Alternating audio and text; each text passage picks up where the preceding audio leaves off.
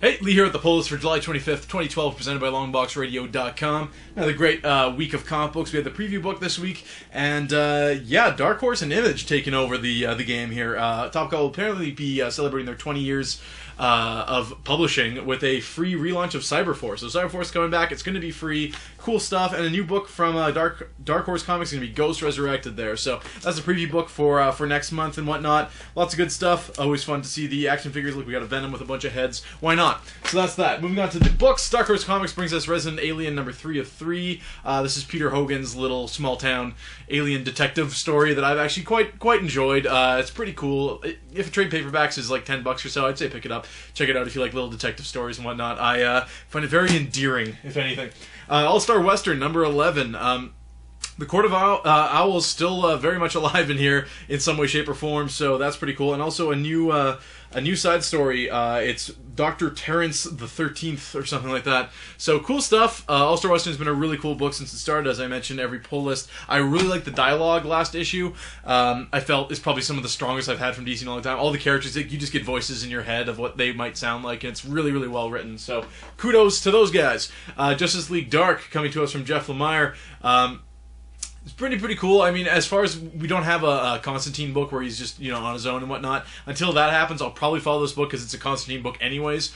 So that's really why I've been staying on it. It's all right. He's going to get into the big secret room of magical artifacts and probably, stir some crap up in there. Spacemen, we're at number 8 of 9 already. This is from Brian Azzarello. It's been a super quirky book. He's basically made up his own slang and whatnot, set in the future. Kind of a cool kidnapping story and whatnot. So cool book there. Moving on, The Bionic Man from Kevin Smith. We just had one of these like a week or so ago, so they're cranking out the next bunch. This is number 11. We're starting a new story arc finally. The first one is gone, which is the origin story, and the Bionic Man fighting his first big baddie. So here he is running with horses, because as the Bionic Man, why not? Amazing Spider-Man. Moving over to Marvel, we have 690 from Dan Slott and the like. Same people have been working on the last couple books. So we have Morbius and Spider-Man at each other's throats. We have Kirk Connors with a plan. He's in the background there. So cool stuff from Spider-Man. It's been a solid book since Dan Slott's been on it. Speaking of, we have Bendis here on the Avengers. Interesting looking Red Hulk there on the cover. Still an AVX tie-in.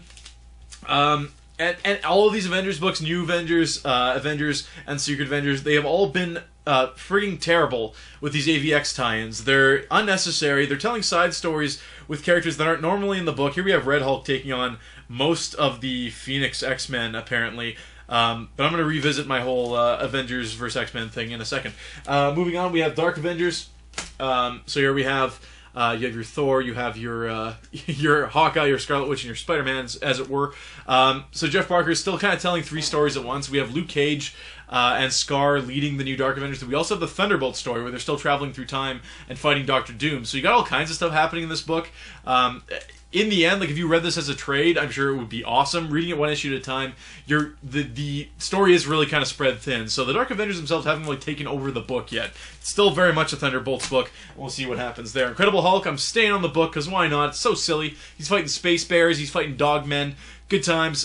You've heard me complain about this particular book on the last couple podcasts, but Jason Aaron's still on the book. This is issue 11. Craven's after him. Why not? Incredible Hulk. I don't expect this to be any less silly than any of the previous issues. But maybe that's what they're going for, and if that's the case, then it's working, I guess.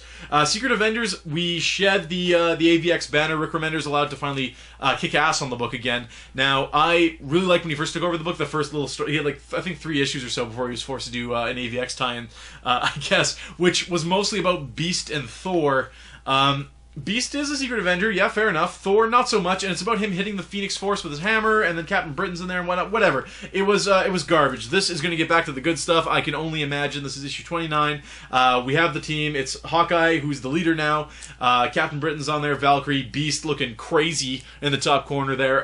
Black Widow, and of course, Venom also showing up on the team. So this is going to be cool. I know it. No more AVX stuff in the Avengers books, please. The New Avengers it's just a waste, man. I mean, it was 3 issues talking about Iron Fist and like the previous Phoenix when it came and whatnot, and it was just if you really like the AVX story, I guess it's more of the same. As someone who's not enjoying it, having all my Avengers books that I was enjoying pre-AVX become AVX tie-ins was a terrible thing.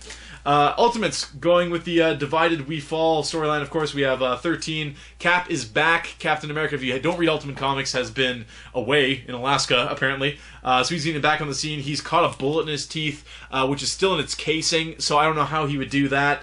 But that's pretty cool. So, anyway, looking forward to reading this. The Ultimate Universe is in a really cool place now. Jonathan Hickman no longer on the book as of this issue, though. So, we have Humphreys taking over. We have, I guess, Billy Tan on art.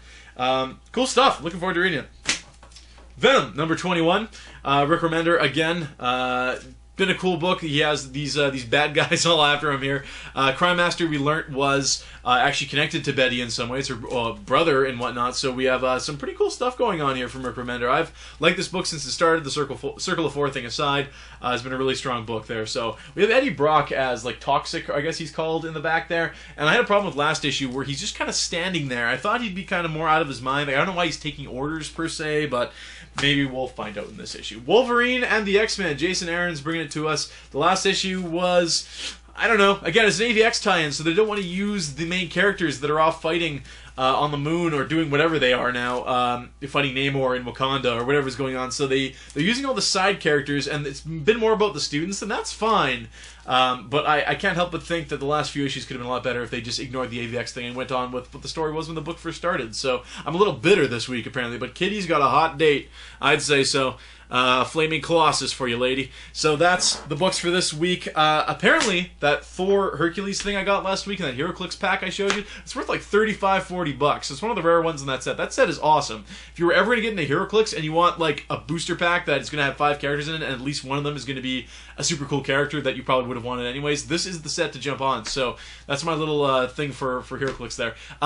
Podcast number 36 should be up by the time you see this, hopefully. Mike's cat had kind of a crisis last night, so our thoughts are with Batman the cat as he recovers and takes a big bite out of Mike Haynes' wallet. So anyways, that's the post for this week. We'll see you again next week. Bye.